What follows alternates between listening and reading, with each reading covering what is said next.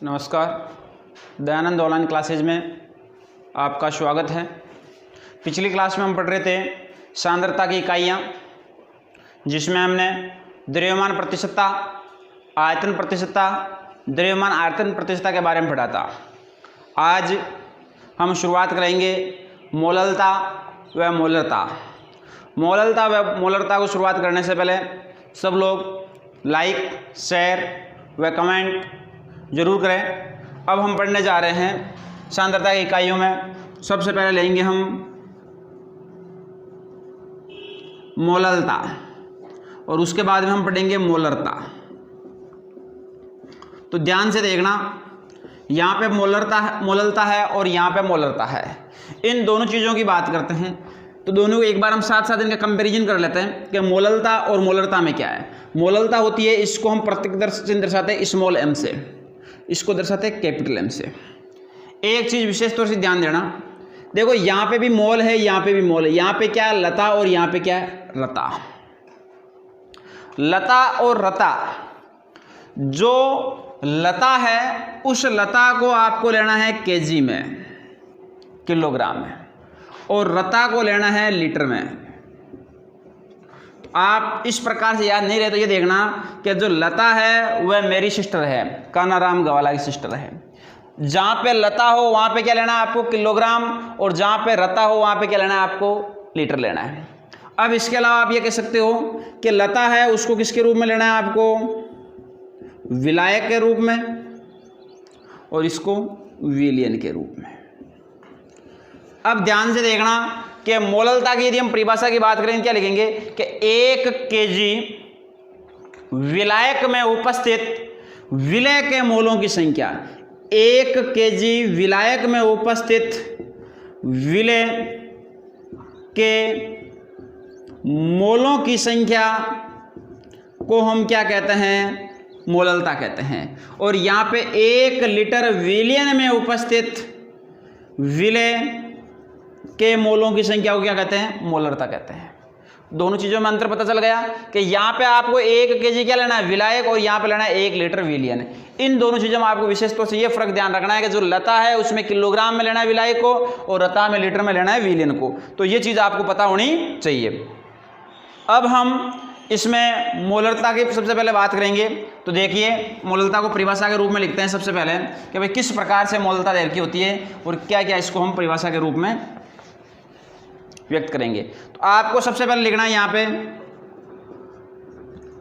मोललता। मोललता को लिखते हैं स्मॉल एम, और स्मॉल एम में लिखेंगे कि 1 केजी, या कैसे कह सकते हैं इसको, 1000 ग्राम विलायक में उपस्थित विलय के मोलों की संख्या को मोललता कहते हैं। यानी 1 केजी यानी 1 किलोग्राम या 1000 ग्राम विलायक में उपस्थित विलय के मोलों की संख्या को हम क्या कहते हैं, मोललता कहते हैं। 1 किलोग्राम कह सकते हैं या 1000 ग्राम कह सकते हैं कि विलायक में उपस्थित विलय के मोलों की संख्या को हम क्या कहते हैं, मोललता कहते हैं। तो ये चीज़ हमें पता होनी चाहिए कि मोललता की परिभाषा क्या है। 1 केजी या 1000 ग्राम विलायक में उपस्थित विलय के मोलों की संख्या हम क्या कहते हैं, मोललता कहते हैं। इसके बाद हम क्या कहेंगे, मोललता का प्रतीक। मोललता का जो प्रतीक होता है वह होता है स्मॉल एम। क्या होता है, स्मॉल एम। इसके बाद हम ये कहेंगे कि इसका मात्रक क्या होता है मोललता का। तो मोललता का जो मात्रक होता है वह होता है मोल प्रति किलोग्राम, या इसको हम लिख सकते हैं मोलल। क्या लिख सकते हैं, मोलल। मोल प्रति किलोग्राम, या इसको दर्शाएंगे मोलल के रूप में। किसको, मोललता के मात्रक को। अब यदि हम मोललता ज्ञात करनी है तो मोललता ज्ञात करने का जो सूत्र लिखते हैं वे क्या लिखते हैं कि m बराबर स्मॉल m बराबर विलय के मोलों की संख्या अपॉन विलायक।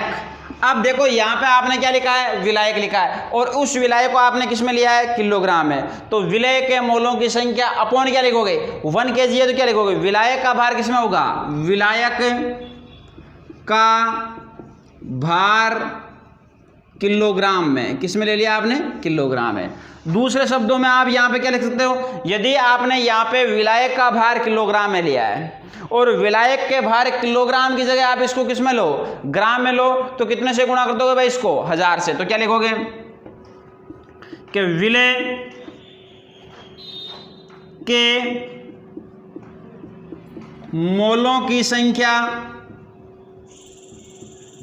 विलय के मोलों की संख्या अपॉन विलायक का भार ग्राम में इंटू क्या लिखोगे उसको, 1000। के विलय के मोलों की संख्या अपॉन विलायक का भार किसमें ले लिया आपने, ग्राम में, तो किससे गुणा हो जाएगा, 1000 से क्या हो जाएगा, गुणा हो जाएगा। अब यदि इसके बाद में हम बात करते हैं इसकी कि भाई मोल ज्ञात करना। अब आपने यहाँ पे लिखा मोल, तो मोल ज्ञात करने का सूत्र क्या होता है, भार अपॉन अणुभार। तो आप यहाँ पे क्या लिख सकते हो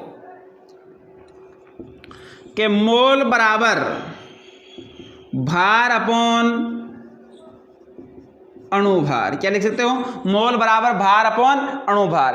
तो यहाँ पे भार अपॉन अणुभार होगा। अब यदि आप इसको मोललता के रूप में लिखो, सूत्र के रूप में, तो फाइनल सूत्र आप ये भी लिख सकते हो, मोललता बराबर क्या होता है, स्मॉल m होता है। स्मॉल m के बराबर क्या लिखोगे आप, WB upon MB into 1000 into W है। कि यहाँ पे आपने लिखा है WB अपॉन MB, लेकिन यहाँ पे ये किस में रहेगा, ग्राम में। तो यहाँ पे देखो WB और W है, ये दोनों चीज़ें, ये क्या है, विलय का भार है, और ये क्या उसका अणुभार है। ये क्या है, विलायक का भार किसमें है, ग्राम में। तो हमें ये ध्यान देना है कि WB है वे विलय का भार है, और विलय का भार है, यहाँ पे MB है वे विलय का अणुभार है। आपने यही लिखा है भार अपॉन अणुभार कि W अपॉन M, तो भार अपॉन अणुभार है वे W अपॉन M की इकाई है। तो विलय का भार अपॉन विलय का अणुभार इंटू विलायक का भार किसमें है, ग्राम में है। किसमें है, ग्राम में। तो ये होता है आपका मोललता। मोललता के रूप में यही बताना है आपको कि 1 kg या 1000 ग्राम विलायक में उपस्थित विलय के मोलों की संख्या को हम मोललता कहते हैं। इसे हम किससे प्रदर्शित करते हैं, m से। इसके बाद में इसका मात्रक क्या होता है, मोल प्रति केजी, या उसको क्या कह सकते हैं, मोलल कह सकते हैं। यदि आपको मोललता ज्ञात करनी है तो विलय का भार अपॉन विलायक का भार किस में लिया आपने, किलोग्राम में। यदि आप लेते हो m बराबर विलय के मोलों की संख्या अपॉन विलायक का भार किस में लेते हो आप, ग्राम में। कितने से इंटू करना है, 1000 से। यदि आपको मोल ज्ञात करना तो क्या सूत्र लिखोगे, भार अपॉन अणुभार, W अपॉन M। तो मोललता बराबर क्या होगा, भार अपॉन अणुभार इंटू 1000 इंटू विलायक का भार किसमें आ जाएगा, ग्राम में। तो WB है वे विलय का भार है, MB है विलय का अणुभार है, WA है वे विलायक का भार हैं। किसमें है, ग्राम में। तो ये चीज़ हमें पता होनी चाहिए। इस प्रकार से हम मोललता को ले सकते हैं। इसका आप स्क्रीनशॉट ले लो जल्दी से। अब यदि इसके बाद में हम बात करें एक क्वेश्चन की, तो देखिए क्वेश्चन लिखते हैं और उसकी शुरुआत करते हैं। भाई क्वेश्चन के रूप में हम इसको किस प्रकार से करेंगे, यदि आपको न्यूमेरिकल क्वेश्चन पूछ लिया जाए।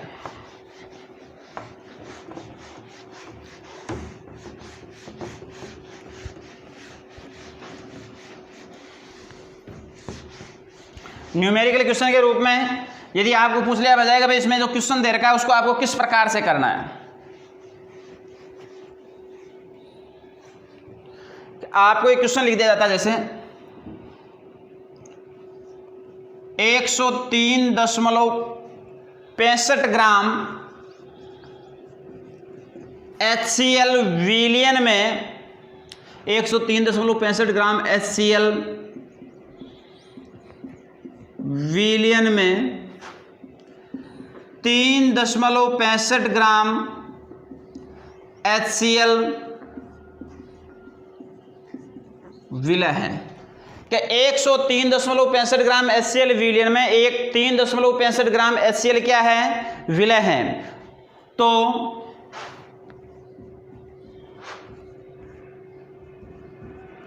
विलयन की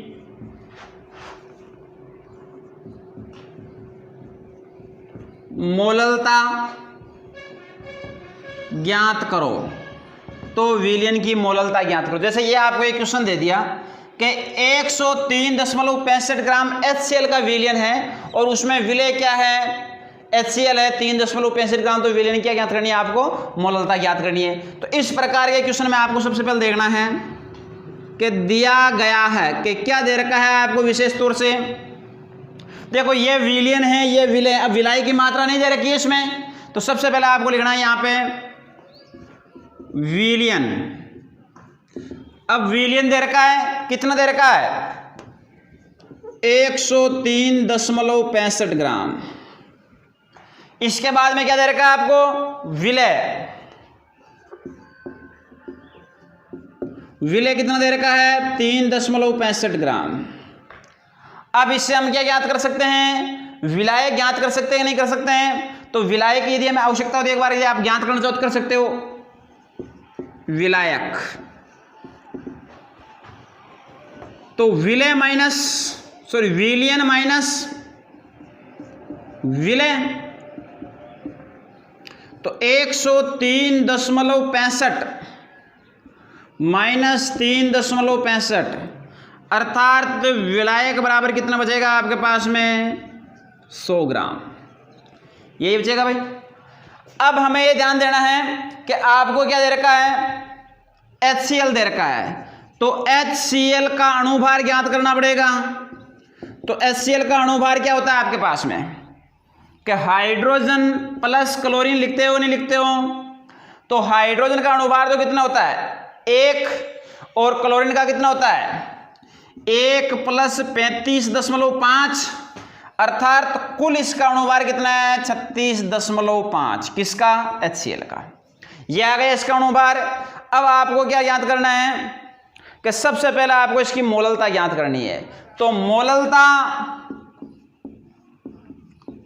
ज्ञात करनी है, तो मोललता ज्ञात करने का सूत्र भी आपको बताया। कौन बताएगा आप में से, मोललता ज्ञात करने का सूत्र क्या होता है, जल्दी से कमेंट करो देखें कि मोललता ज्ञात करने का सूत्र क्या होता है।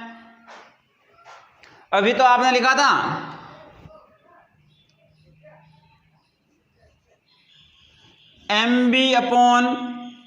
WB/MB इंटू 1000/W है। यदि ऐसे नहीं लिख सकते तो आप ऐसे लिख लेना इसको, मोललता बराबर भार इंटू 1000/अणुभार इंटू विलायक का क्या लेना है आपको, भार किस में लेना है, ग्राम में। अब तो समझ में आ गया होगा आपको। इस प्रकार से आपको इसका मान लिखना है। अब देखिए आप इसको सरल कर लो, देखें स्मॉल m भार कितना है इसका, विलय का भार। विलय का भार कितना था आपके पास में, यहाँ पे देखो देखें HCl का भार कितना था, विलय के रूप में आपने ये लिखा 3.65 ग्राम। तो ये लिख दो 3.65 ग्राम इंटू 1000 अपॉन अणुभार। अणुभार कितना आया था HCl का आपके पास में, 36.5 आया था कि नहीं आया था। तो यहाँ पे लिख दो आप 36.5 इंटू विलायक का भार। विलायक कितना आया यहाँ पे आपके पास में, 100। सरल कर लो, 0 से 0, 0 से 0, ठीक है। अब देखो ये दोनों ही गए। अब वहाँ पे ऊपर क्या बचता है, 10, और नीचे क्या है। यदि आप उसको एक संख्या से यदि आप गुणा करोगे तो क्या आ जाएगा, यहाँ पे इसको इससे गुणा करोगे तो यही है कि ये इकाई आपस में कैंसिल हो जाएगी, दशमलव यहाँ पे लग जाएगा, एक कैंसिल हो जाएगा और यहाँ पे क्या जाएगा, 1। मोललता, इसकी मोललता कितनी आएगी, 1 आएगी। कितनी आएगी भाई, 1। तो यहाँ तक आपने एक बार अच्छी तरह से देख लिया होगा कि 1 मोल इसके क्या हो जाएंगे, मोललता के रूप में इसका क्या हो जाएगा, आंसर हो जाएगा। देखो 103.65 ग्राम HCl विलयन में 3.65 ग्राम HCl विलय है, तो विलयन की मोललता ज्ञात करो। तो सबसे पहले हम देखें, दिया गया विलयन 103.65 ग्राम, विलय 3.65 ग्राम, ये दोनों चीजें आपको दे रखी है। आपको ज्ञात क्या करना है, विलायक। तो विलयन माइनस विलय 103.65 में से 3.65 का विलाय कितना गया, 100 ग्राम। अब आपको क्या देखा था, HCl का अणुभार ज्ञात करना है। हाइड्रोजन का 1 होता है, जब क्लोरीन 17 होता है, नंबर बताएं। इसका कितना होता है, 35.5, दोनों का योग किया 36.5, HCl का अणुभार आ गया। मोललता ज्ञात करनी है, भार इंटू 1000 अपॉन अणुभार इंटू विलायक का भार। 3.65 1000 36.5 इंटू 100, इसको सरल किया, कितना आंसर आ गया, 1। तो ये चीज हमें पता होनी चाहिए। तो इस प्रकार से हम इसके क्या ज्ञात कर सकते हैं, मोललता ज्ञात कर सकते हैं। अब मोललता के बाद में देखो, इस मोललता के बाद हम ज्ञात करेंगे मोलरता। तो यहां तक सबको समझ में आ गया होगा चित्र से। अब हम ज्ञात करते हैं मोलरता।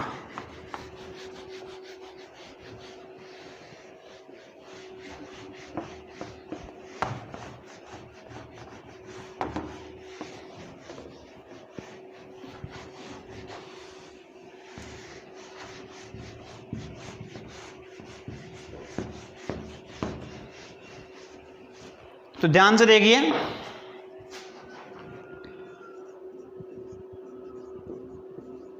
अब हम बात करेंगे मोलरता की।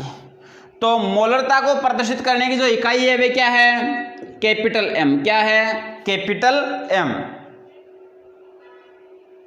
इसकी जो परिभाषा क्या होती है, 1 लीटर, या इसको कह सकते हैं 1000 ml विलयन में उपस्थित विलय के मोलों की संख्या को 1 लीटर या 1000 ml विलयन में उपस्थित विलय के मोलों की संख्या को मोलरता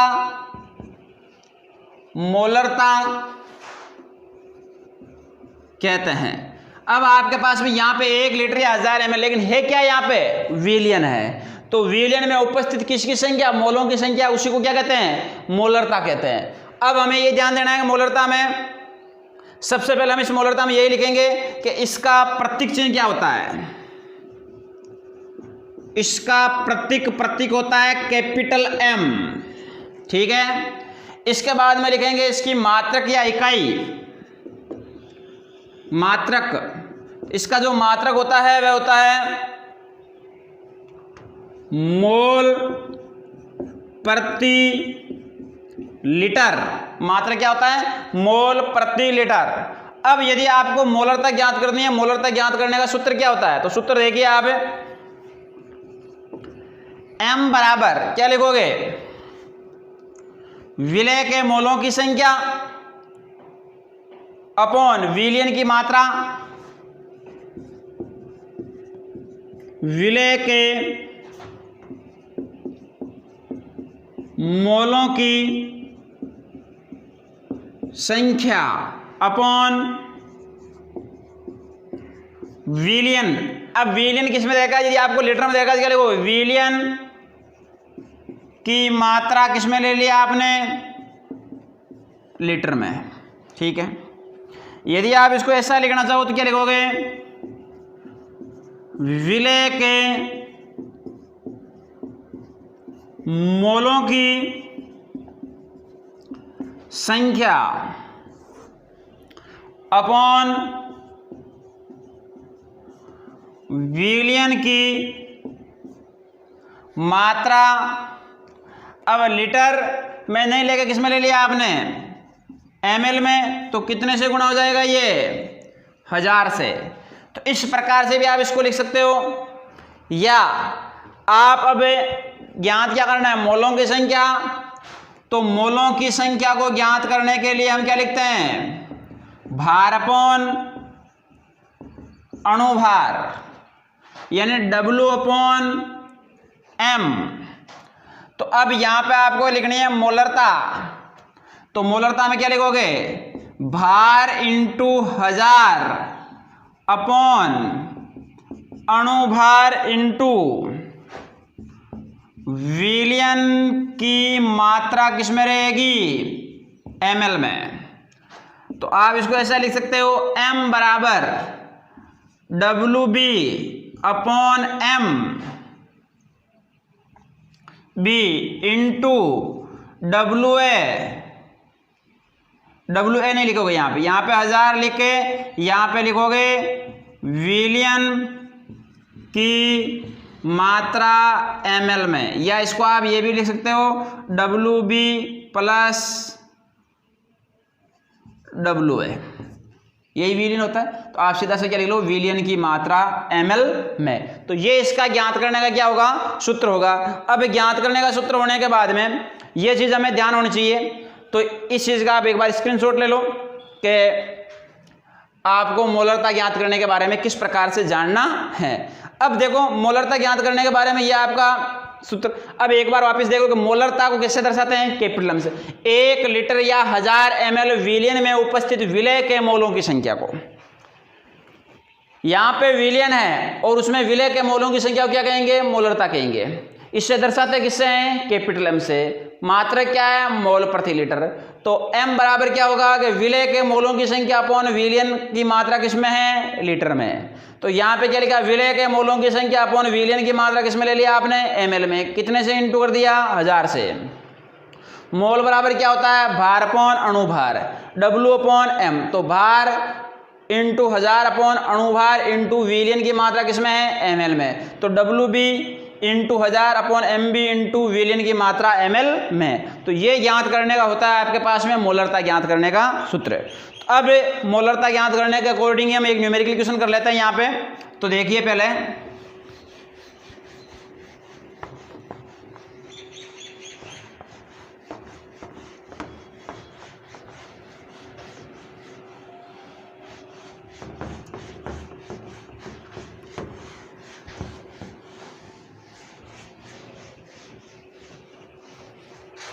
तो क्वेश्चन यदि हम करते हैं तो ऐसे लिखेंगे,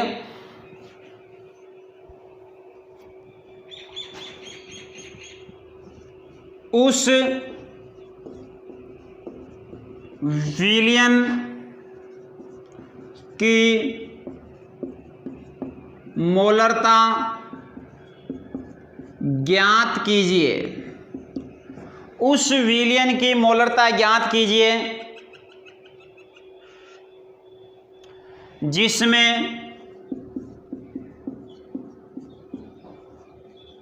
5 ग्राम NaOH को 450 ml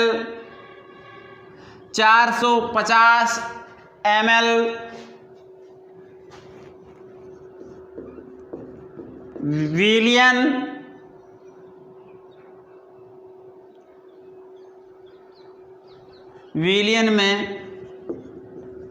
घोला गया है। तो देखो उस विलयन की मोलरता ज्ञात कीजिए, 5 ग्राम NaOH को 450 ml विलयन में घोला गया है। यह आपके पास में क्वेश्चन है। यदि इसको हम सरल करते हैं भाई किस प्रकार से सरल होगा, तो सबसे पहले देखिए कि आपको दिया गया क्या क्या है, दिया गया है। अब दिए गए में आपको यह देखना है कि सबसे पहले दे रखा है विलय कितना दे रखा है आपको, 5 ग्राम। विलय का भार 5 ग्राम। उसके बाद में क्या दे रखा है आपको, विलयन दे रखा है,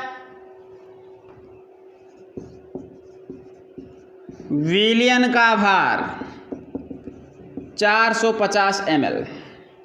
विलायक आपको ज्ञात करना नहीं इसमें, क्योंकि विलायक हमें तो विलयन दे रखा है। अब इसके बाद हम कह सकते हैं कि NaOH का अणुभार, इसका अणुभार कितना होता है, तो आप लिख सकते हो ऐसे पूरा Na+O+H। सोडियम का कितना होता है, 23, ऑक्सीजन का 8 दूनी 16 और हाइड्रोजन का 1। तो देखिए 6, 7 और 3 10 की सुम 1 2 1 3 1 4, तो कितना आ जाएगा इसका अणुभार 40। अब ये अणुभार 40 आने के बाद में इसका हम सूत्र लिखते हैं m बराबर आपको क्या सूत्र लिखना है भाई इसका, WB upon MB into 1000 into विलियन की मात्रा किस में लेनी है आपको, ml में। ओके, इसमें आप मान को पुटअप कर दो। यहाँ पे WB क्या है, विलेय का भार कितना है 5 ग्राम इंटू 1000 अपॉन MB क्या है, NaOH का अणुभार है कितना है 14।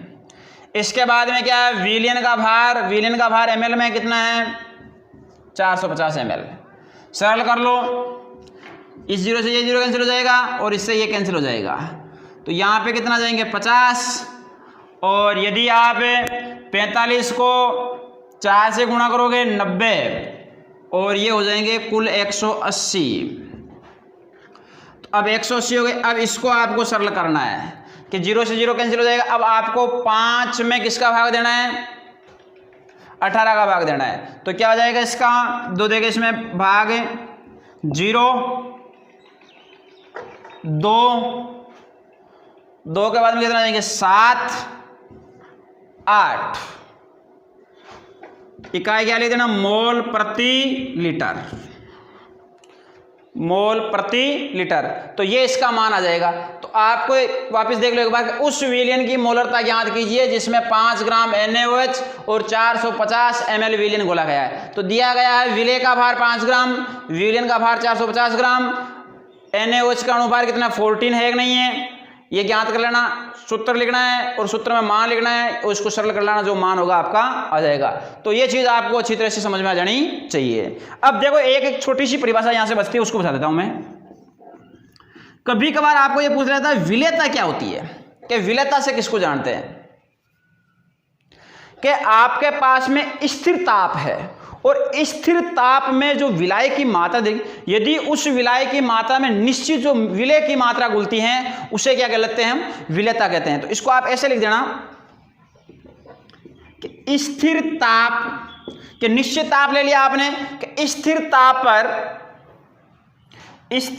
पर विलायक की निश्चित मात्रा में, कि आपने ताप कैसा लिया स्थिर, तो स्थिर ताप पर विलायक की निश्चित मात्रा में विलेय की अधिकतम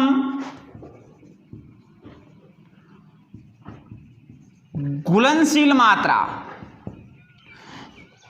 स्थिर ताप पर विलाय की निश्चित मात्रा में विलेय की अधिकतम घुलनशील मात्रा विलेयता कहलाती है। ठीक है, तो ये चीज हमें पता होनी चाहिए। अब इसके अलावा जैसे आपको एक ऑब्जेक्टिव क्वेश्चन पूछ लिया जाए, क्वेश्चन ऐसे पूछ लिया कि दी गई इकाइयों में से ऐसी कौन सी इकाई है जो ताप की स्वतंत्र इकाई है। उसमें आपके पास में 4 ऑप्शन है।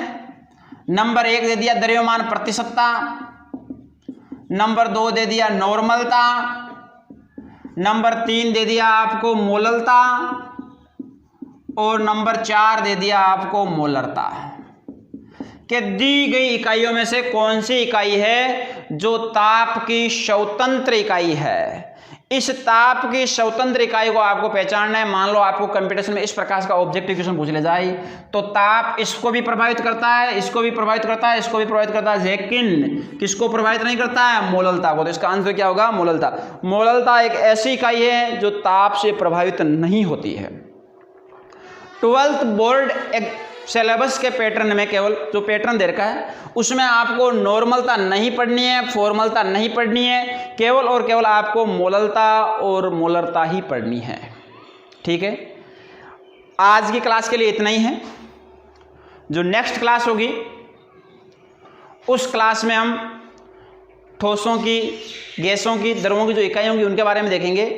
यहाँ तक प्रत्येक विद्यार्थी अच्छी तरह से नोट्स बनाएं और ज़्यादा से ज़्यादा क्लास को लाइक, शेयर व कमेंट करें।